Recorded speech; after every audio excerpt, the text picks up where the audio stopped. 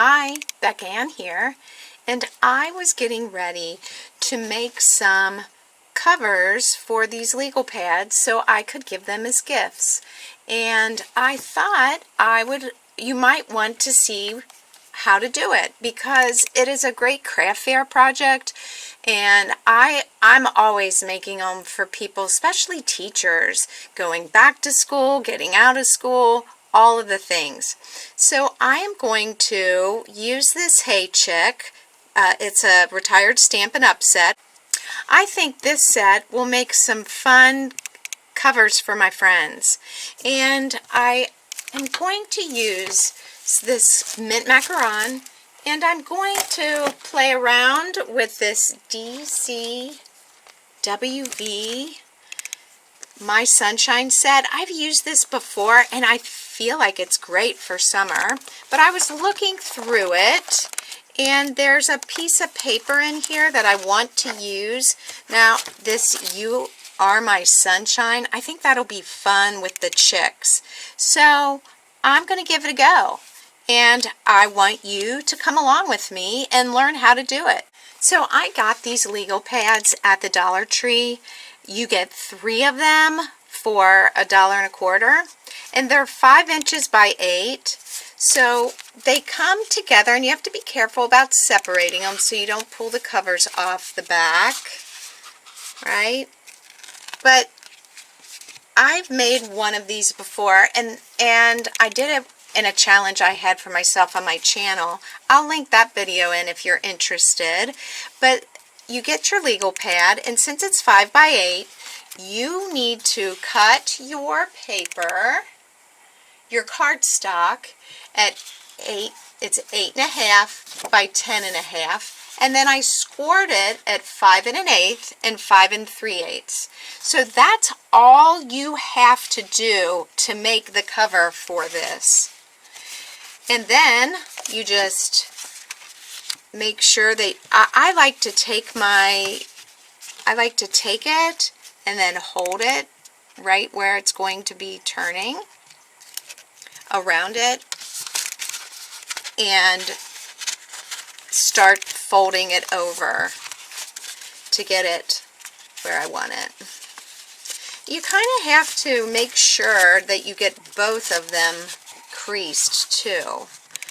It just works out for me to do this, because sometimes when they're so close together, the two creases, both of them don't want to crease on the line that you created.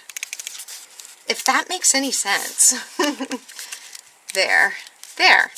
Now, I also always like to, when I make a cover for these, is to round the corners. So it just makes it so that you don't get bent corners, because it's not meant to be, they're going to be using it and opening and closing it. So I want the cover to be nice and sturdy, so I went ahead and did another cardstock of this early espresso, and I cut it to be 4 7/8 by 8 1/4, so that it fits nicely with a little fourth edge all the way around. Okay?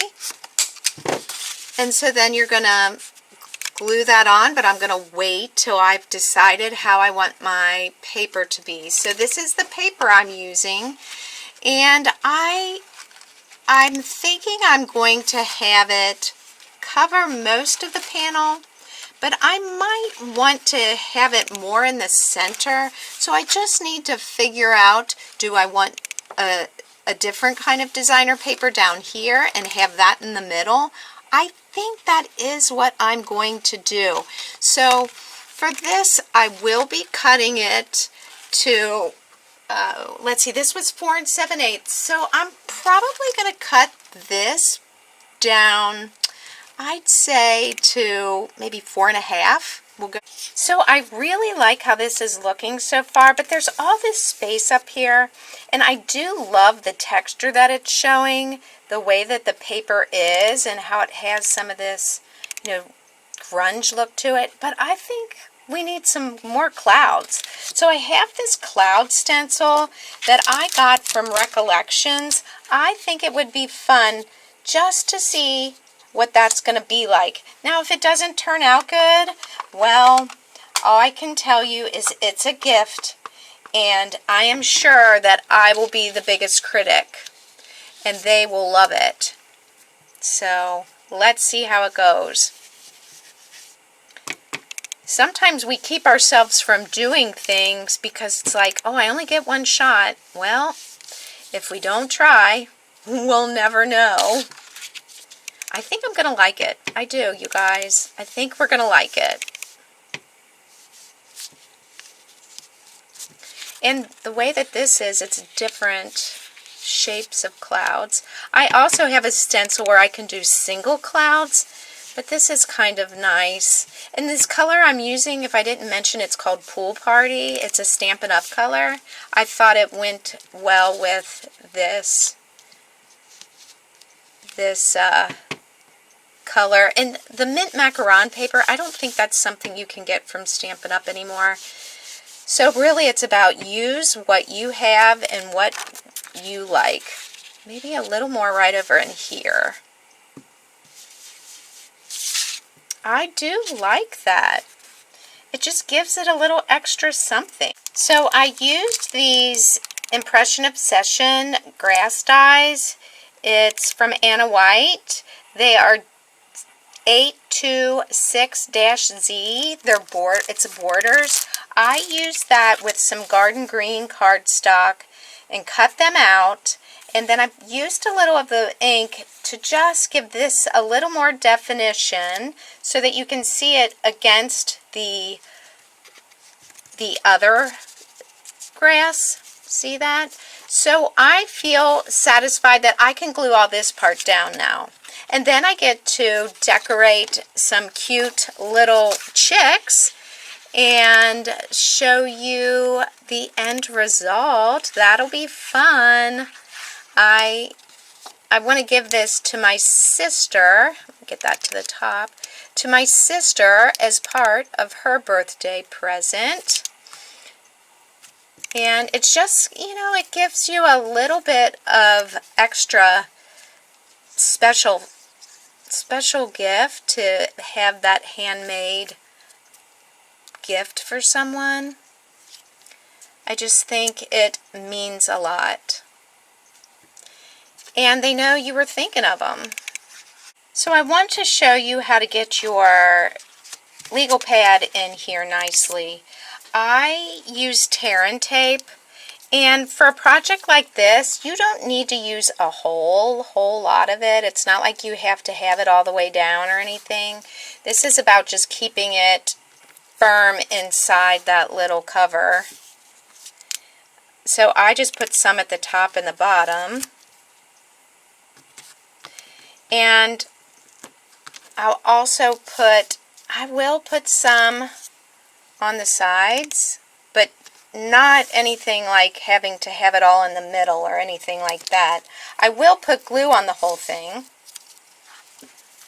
And I will, after I do this and take it off, I want you to see that you want to put a little of your glue. If you don't have glue, you know, just go for it. If you don't use glue, like I never used to use glue, you guys. That's something I've started with card making because it gives me more wiggle room to get things in place. And with a project like this, it really does help you get it in place. So, like I said, the glue helps give wiggle room for when you go to put it down. But I do feel like if you've never done a project like this before, it's super simple, and it's a good place to start with gift making or craft fair making. Alright, so I'm going to put a little bit at the top there, and with this glue, if it slides out, it dries clear, so it's all good. But you want to make sure I got it the right way, okay? You want to put it on the spine and get it centered. And I left like a 1/4 inch on each side of this. And then I bring up my back side, get it in that little groove. I bring up the back side. Okay.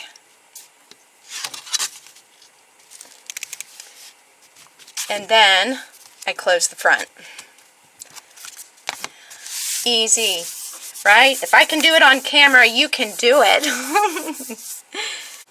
So I've been playing around. I stamped out the little chicks. I looked up online what some chicks look like, just so I could get a good, good color, something that was similar to what they really look like. And I've colored them with some alcohol markers. I took a W2 gray around their little feet and put a little bit of gray just so they aren't so, that white against the colored paper. I cut this, I found this little scrap of paper, and it has a little texture to it, so I cut both of those out with some postage stamps dies by Stampin' Up. And I have my little egg. I think I'm gonna put that here and put that up at the top like this. And put the little, I want this chick looking up at the hay chick up there. And this one is just minding her own business. So this is what I think it's gonna look like. I want it to be a threes, so if I have this up here, maybe like that? What do you think? Alright, it's finished. I want you to be able to see the whole thing. And I had some little embellishments left over when I was doing my daughter's scrapbook from 2012. And I thought, oh, they aren't too high. I can add those on there. So we've got our little hay chick, and we got our chicks down here. And I put one of those. And this is how I did the back. I added the extra little chick down at the bottom, and when I was putting this together, I'm like, oh my goodness, I bet I picked this because it reminds me of chicken wire. And I had this left over. Do you ever cut things out and not like it for a project and you keep it? Well, that's where that came from. So this is what's left of that 112 by 12 paper. And let me show you the inside. I always make a flat pocket. I might put some of those little flowers on it, but you want to glue it completely flat and not make a gusset, because I could make her a bookmark to put in there, but you want it to be able to close, so you don't want gussets on it. But I always add a little pocket. So I hope you enjoyed seeing this. I am going to make a companion. I have another idea for a mini pad holder, so I'll be doing that next for you to check out to go with this. It makes great gift sets. All right, I hope you enjoyed seeing these chicks. Until the next video, I'll see you soon. Bye for now.